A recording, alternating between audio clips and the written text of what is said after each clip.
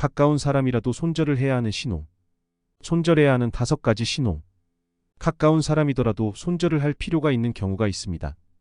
이러한 사람들의 특징을 알아보도록 하겠습니다. 이런 사람들의 특징을 미리 알고 여러분의 주위에 이런 사람이 있다면 손절을 하고 좋은 운으로 자신을 가득 채우시길 바랍니다. 첫 번째, 만났을 때 괴로운 친구는 피하라. 간혹 어떤 친구와 약속을 잡으면 취소가 되길 바라는 마음도 들고 만나도 크게 재미도 없고 핑계를 대서라도 만남을 갖고 싶지 않은 친구가 생기기 마련이다. 이런 친구와는 만나기보단 집에서 있는 것이 낫다는 생각이 들기도 한다. 처음에는 만나면 즐거웠던 친구가 점점 재미없어지고 나와 안 맞는 것 같다는 생각이 들면 인간관계를 정리해야 하는 하나의 신호이다.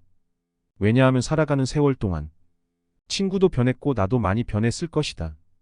예전에는 함께 생활하며 그 친구와 닮은 점도 많았을 것이고 교육관계도 비슷했을 거지만 결국 지금이 되어서는 만나는 사람들도 달라지고 마주치는 현재의 상황도 크게 달라졌다.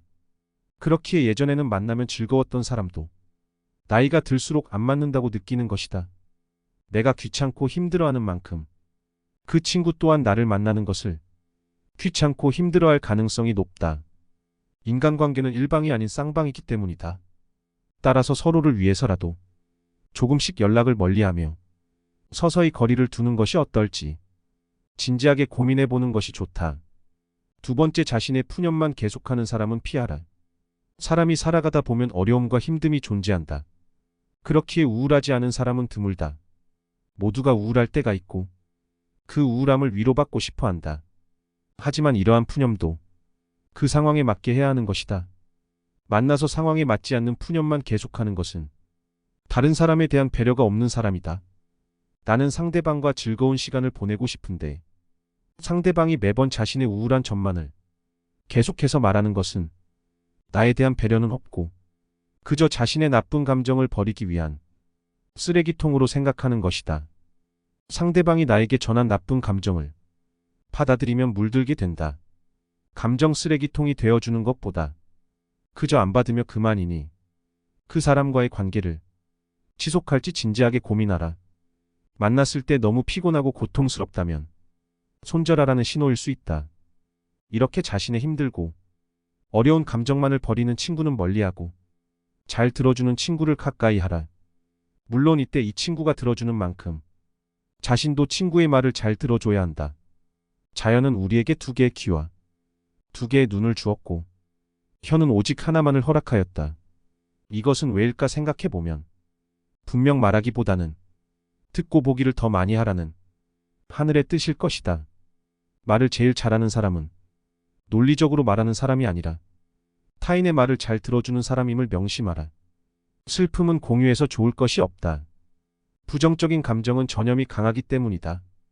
슬픈 감정은 내 주변 사람 모두를 부정적인 감정으로 물들게 한다. 나의 슬픔을 위로해주지 않는다고 그 사람을 비난하지 마라. 타인 혹은 세상에 절대 많은 것을 기대해서는 안 된다. 그저 무시하면 그만이다. 세 번째, 자신의 종교나 정치적 신념을 강요하는 사람은 피하라. 사람의 견해는 모두가 같은 수는 없다. 인간관계는 사람 간의 서로의 다름을 인정하고 다른 사이에서 관계의 가치를 얻어가는 것이다. 따라서 그게 아무리 자신에게 좋다고 한들 타인에게 강요해서는 안 되는 법이다. 그 중에서도 종교나 정치적인 신념은 결코 강요해서는 안 된다. 이런 사람을 계속 만나는 것은 매우 피곤한 일이고 실제로도 인간관계에서 각자의 신념으로 인해 다툼이 일어나고 주먹다짐으로 번져 화를 부른다. 이런 사람들을 맞춰주기 위해서는 내 신념을 속이던지 신념을 포기해야만 한다. 이런 사람과 의미 없는 논쟁하지 마라. 현명한 사람들은 어떠한 상황에서도 상대방의 자존심을 짓밟는 의미 없는 논쟁은 하지 않는다. 그게 어떤 주제가 됐든지 간에 논쟁이 시작되면 서로는 원래의 성격보다 자기 관점을 더 세게 고집하기 십상이다. 사실 이러한 논쟁은 아무런 의미도 없으며 필요도 없다. 논쟁에서 졌다면 그저 할 말이 없는 것이다. 한편 상대방을 철저히 눌러 이겼다 한들 무슨 소용이 있으랴. 그것은 일시적으로 승리를 거둔 것일 뿐 그 승리의 쾌감은 결코 오래가지 못한다. 뿐만 아니라 가장 큰 문제점은 논쟁에서의 승리를 상대방의 자존심을 짓밟은 대가로 얻었다는 것이다. 적은 만들어서 좋을 것이 없다. 남의 체면을 깎아 얻은 승리 때문에 상대방으로부터 원한을 사면 언젠가 큰 화를 당할지도 모르는 일이다.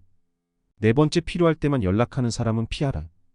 인간관계에서 자주 만나거나 연락을 하고 지내지는 않는 사이인데 어쩌다 연락이 오면 서로 안부도 묻지 않고 자신의 요구만 일방적으로 말하는 사람이 있다. 이런 사람은 사람 간의 예의를 지키지 않는 사람일 확률이 높다.